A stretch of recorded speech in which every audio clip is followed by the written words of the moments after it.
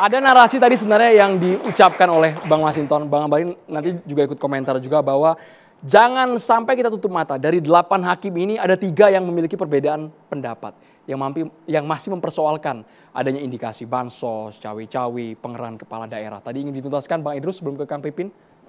Oke, jadi gini, tadi saya sudah sampaikan bahwa dari awal kita memproyeksikan bahwa putusan MK tadi itu sebenarnya tidak bulat dalam arti konstruksi berpikir. Oke. Dan ternyata secara fisik juga memang beda. 3 di sini, 5 di sini. Tapi saya tidak mau masuk dalam konstruksi sahabat saya Pak Masinton bahwa ini yang 5 ini adalah Pak siapa? Pak Prabowo. Nah, saya tidak mau masuk di situ, tapi saya ingin melihat secara general.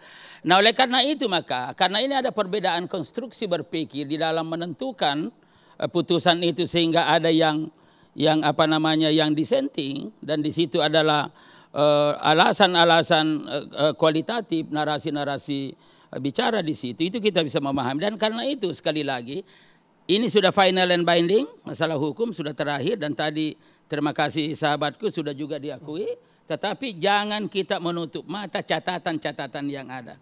Nah, saya ingin mempertegas tadi bahwa tentang kelemahan-kelemahan pemilu dari waktu ke waktu ada catatan itu. Nah, kita sepakat bahwa mari kita akhiri catatan-catatan itu ke depan dengan cara apa? Dengan secara sungguh-sungguh memperhatikan secara tidak langsung ada 2 rekomendasi. Tadi saya sudah katakan rekomendasi pertama, tindak lanjutilah TAP MPR nomor 6 itu tentang etika kehidupan kebangsaan. Lalu saya sudah katakan tadi Pak Jimli sudah berbusa-busa bicara perlu Majelis Etika Nasional. Nah, saya memberi nama Dewan Etika Nasional. Nah, itu satu. Kemudian yang kedua, bahwa memang kita harus menyadari bahwa, nah ini nanti adik-adik mahasiswa pasti juga paham bahwa amandemen Undang-Undang Dasar 1945 yang 3 tahap itu, 99, 2000, 21, 22, itu memang belum selesai.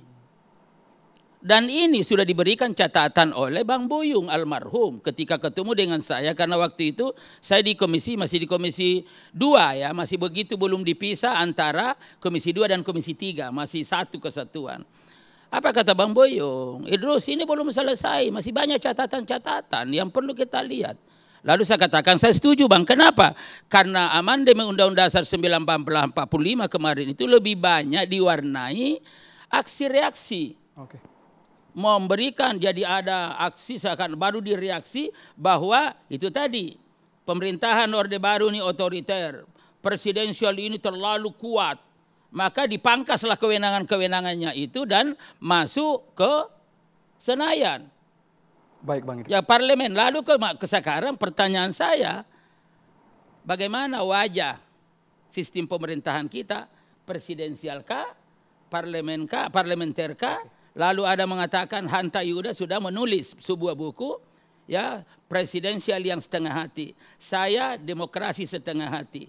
Nah, kalau begitu berarti ini perlu supaya jenis kelaminnya jelas ke depan gitu loh. Nah, oleh karena itu maka mestinya secara implisit ada rekomendasi di situ. Oke, Bang Idrus. Segera evaluasi dan menindaklanjuti amandemen Undang-Undang Dasar 45 dalam rangka untuk harmonisasi ya pasal-pasal yang ada dalam rangka penataan sistem ketatanegaraan, sistem pemerintahan kita, termasuk sistem kepartaian dan pemilu. Dan lain-lain ini kan semua perlu kita tata sehingga yang muncul nanti itu adalah format, tidak lonjong lagi. Kemarin masih lonjong saudaraku. Kenapa? Karena memang prosesnya aksi reaksi. Sehingga riak-riaknya begitu terdengar sekali. Iya, sama dengan misalkan pembentukan KPK. Itu lebih banyak dulu diwarnai karena kejaksaan dan kepolisian tidak kuat. Baik, catatannya cukup banyak. Catatan banyak. Boleh. Ustadz pasti sudah Kita paham. Pak Masinton apalagi. Suaranya kencang terus. Saya kira itu untuk sementara. Terima kasih. Ya, terima kasih Bang Idrus ya. Jadi bagi kami judul kita ini memang tadi saya setuju ya bahwa seharusnya bukan permohonan ditolak, Prabowo Gibran menang telak.